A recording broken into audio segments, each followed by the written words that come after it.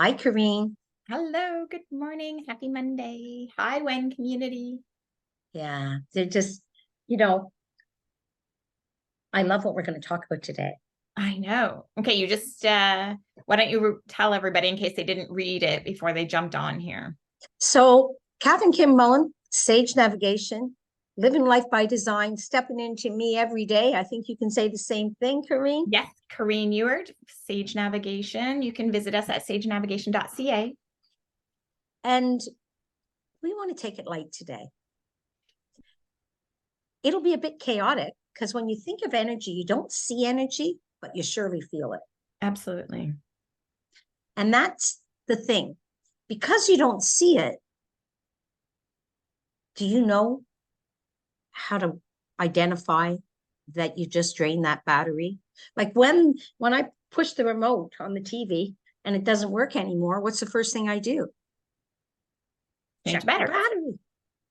And I often have to change it. In life, most of your batteries you can change, but your emotional battery you can't. Mm-hmm. So if you are not identifying your physical battery has been depleted, okay, that's just one. But imagine a day where physically you've exhausted yourself, mentally you're completely depleted, and spiritually your faith, what you believe in, is gone. Mm-hmm. And socially, well, you're completely, yeah, especially the I don't holidays. know many people who want to be social when they're feeling all of those things. So here's the problem with the emotional battery. It's you can't just like the remote put in a new battery. So you don't want to level down like that. And I am going to say down. You're not leveling up, you're leveling down. So how do you avoid that? I mean, I know I avoid it, but there was a time I didn't. Okay. Do you mean avoid or do you mean recharge? Well, how do I avoid being completely depleted where my emotional battery is done? And yes, it goes in without saying, the way you do it is to make sure you're charged up and you're recharged. Okay. So how do you And avoid? and how do you avoid it is we do it all the time. It's the raison d'être. It's the meaning of why I went on this journey in 2002 for myself and why you joined me and said, "Hey, women need this." Mm-hmm.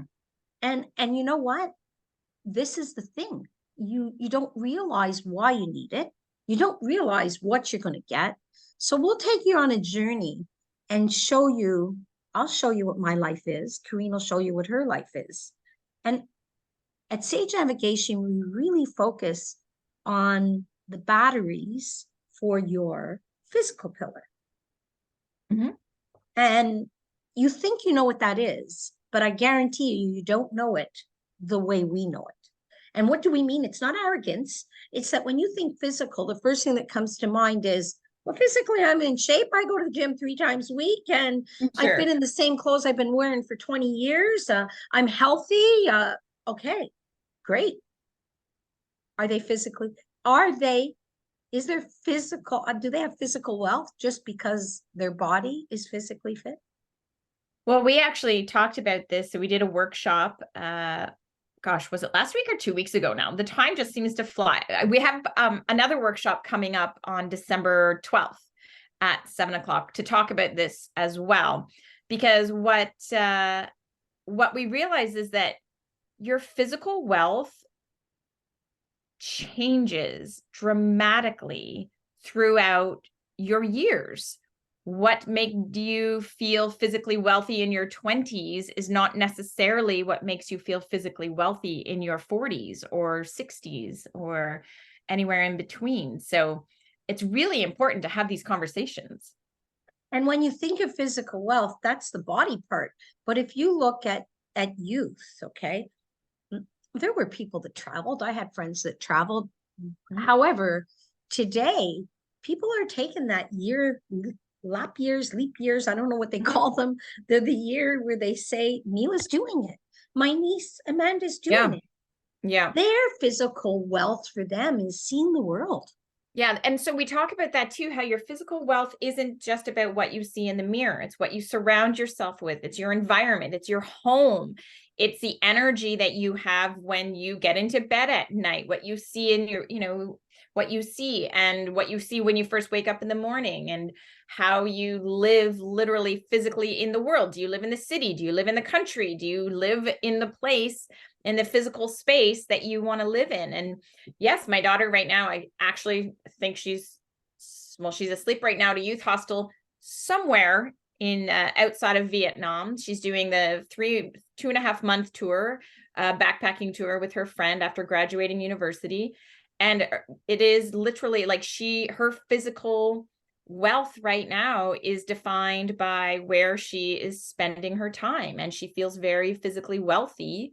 Not that she's living it up at 5-star hotels by any stretch of the word, but that didn't matter to her. That wasn't what was defining her happiness. Her physical wealth was defined It's by about growth. growing and Growing. seeing how other people physically live. When she showed us, we obviously have a family group chat, and she'll show us photographs of small towns. She's been to Cambodia, Bali, all around Southeast Asia. And there was one video that she took from a bus, and it was just around the road of a rural area. And there were these sort of 3-story apartment buildings right off the road. And I thought, what would our life be like if we lived as a family in one of those units in that apartment building, in this rural area outside of Vietnam? Like, our physical selves would be so different, affected and influenced so differently than where we currently live in a rural Ontario town of 1,200 people, with the farming all around us. So what a different environment. And what I'd add to that, which will lead to another. So she knows what she wants. Her physical wealth is defined. That will change. And it's only for now, and it will change. But I want you to imagine this. I want you to imagine that she decides to be an architect. Mm-hmm. She's doing this world tour. And we're having a housing crisis here. All over the world, there's a housing crisis. Now, all of a sudden, Mila comes back, and she has a vision on a solution to help housing. Now, even if she's not an architect, even if she's just from a philanthropy point of view, imagine her social wealth when she goes out and she gives back and finds a way to give back because she saw something over there, because she sees the world. She's living the world. So it doesn't stand alone, eh? Your physical wealth pillar, even if that's what you're focusing on, doesn't mean you're not impacting. She's impacting her social life. Absolutely. Oh my goodness, her social incredibly. She's meeting people from all over the world. Exactly. So they don't stand alone. Right. But your focus needs to stand alone. So now she's focused on travel. Yeah. While she travels, she's feeding her social wealth. Okay. She's looking her mental wealth. She's growing. She's knowledge. So the spiritual pillar. Oh my goodness. Her education when it comes to people's beliefs, their belief systems, which I'm not talking about a God necessarily. I'm just talking about how the people that the people she's meeting weren't necessarily raised in a highly Christian environment or an it is really incredible the types of beliefs that people have, and how when you are just learning about it, how it opens up your eyes to so many different things. So watch this. She started her journey with a focus on her physical pillar, right, and went down and said travel. Yeah.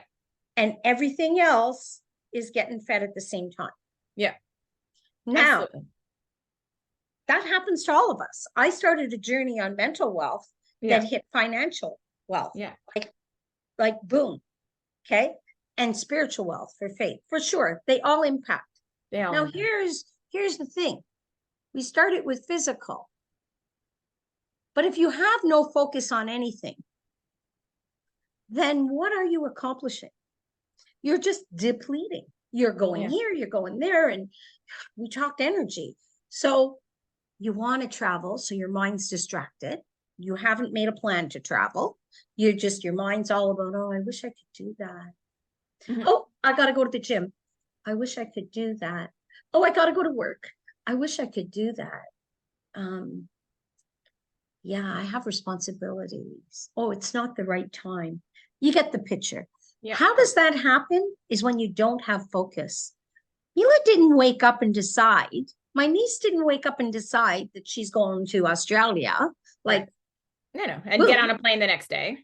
She thought about her life and said, that's what I'd like to do for a year, or that's what I'd like to do for 4 months, or that. So it started with looking at something you want, one thing, and committing to it. Yeah. And then you start to take steps till one day you're able to say, when she comes back and says, Mom, you'll never believe what I saw when I was here. Mhm. Once upon a time, what she thought of will be done and on to another pillar. Mm. So I would suggest when I'm looking at this, we talked about batteries. So Yeah. imagine that you want something. Well, let's talk to the when community, and I don't want to generalize, but a Yeah, majority of them are women, and majority of them are, I think, working towards something. yeah, entrepreneurs, they are. And they're trying to balance it all. So Yeah. if you don't know what the all is, that's where your batteries get drained. If you don't know what you want to feed your mind, not by accident, but by choice. If you don't Right. know what you want for your physical pillar for wealth, if you haven't defined what it is for yourself, if you don't know how much money you need, not for the one thing you want, because if you put, I need, and I need $20,000 to take that trip, and you put that money in the center and that takes you on that trip for a year or whatever you're doing, because you're in youth hostels, you're on budgets, but you have not considered, well, guess what? I have a membership at the gym. I better put that on hold because I'm not going to use it. Or I still have to pay my rent because I don't want to lose my apartment. So you have to think of money as the whole picture while you're going on one piece. I just clued into something, and I always say whenever we get together and do these amazing things in the when community, I have this nugget of wisdom that hits me almost like a lightning bolt. I just realized when we talk to our community in the when community and all of our communities, when we talk about the physical pillar, I just realized the physical pillar is what you see when you close your eyes and imagine where you want to be. So when you close your eyes and you do those visualizations of what you're working towards, why you're working towards it, I don't want to, it's not your goal per se. And I'm just going to use some of our verbiage for a second. It's not the goal, because the goal might be, I want, a $10 million business, or I want to be able to take my family on a trip next year. So, the goals are not what I'm talking about here. Well, goals are a separate thing. What I'm talking about is when you have your vision, when you make your vision as to how you want to live your life, what you're working towards for what you want your life to look like. That's the physical pillar. It is. It is. Crazy. And it takes all of it. It is. And Right. it's interesting because, I was in a course this weekend. I spent 19 hours in a course learning. I'm always learning, so I know you are. something. And this was on real estate. So Women Entrepreneurs Network, you would be surprised, all of you, how easy it is to make money and why you might not be making it. Mhm. If you're in business, okay, do you have a clear vision of what the people buying from you want? Because if you're spitting out stuff, you're taking a lot of your energy. Oh, yes, I've got this. I do. But I'm doing something right now for a company. I've had a company since 2002, and I'm putting those people together in a room, and I'm going to make sure, what is your vision? Because I'm not going to waste 1 minute of my energy if those people aren't on the same page wanting that thing. And if you're sitting there and you think, but I can't do this, we have been trained in our mind. We have been trained how to be. If you want a mortgage, where do you go? Go to the storage house of money, the bank. And I loved some of the things they said, and I grew because it applies to everything in life. We right now are at a time that there's a lot of negativity in the world. Now, you don't have to own that. You actually have to do the happy dance and turn around and do a spin. Get in the wave of you.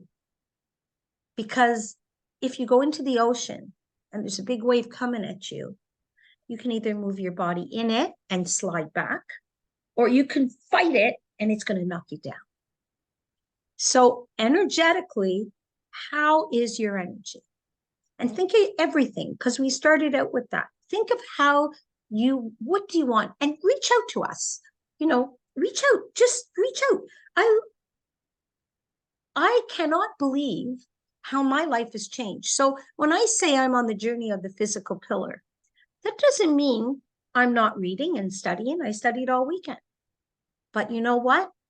I made sure to take my magnesium, as Jean said, so that I slept well. I made sure to drink enough water, which I never do. I made sure to limit my sugar intake.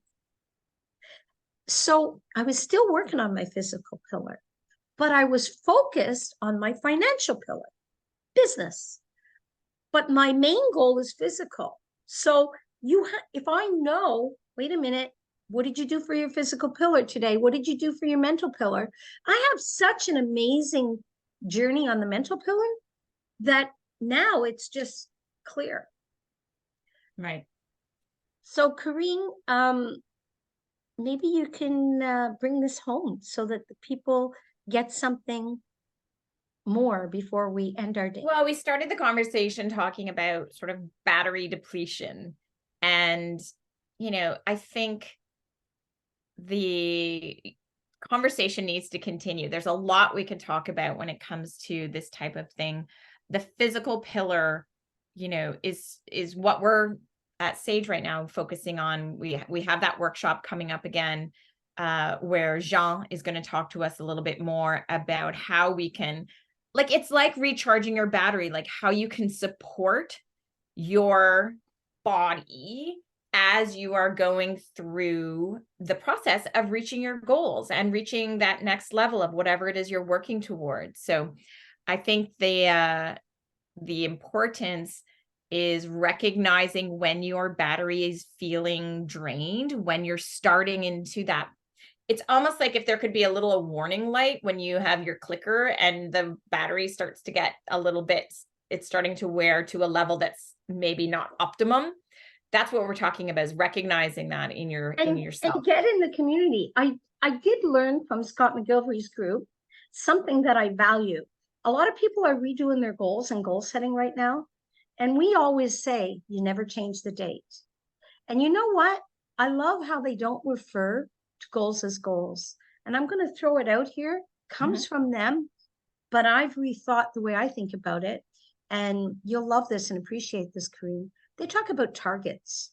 So as we end, rather than think, you're probably in Haley's 10K 10 day again, many of you. I hope you are. And I would say to you, we talk about goal setting. At Sage Navigation, we're going to help you with that. We're going to talk about target setting.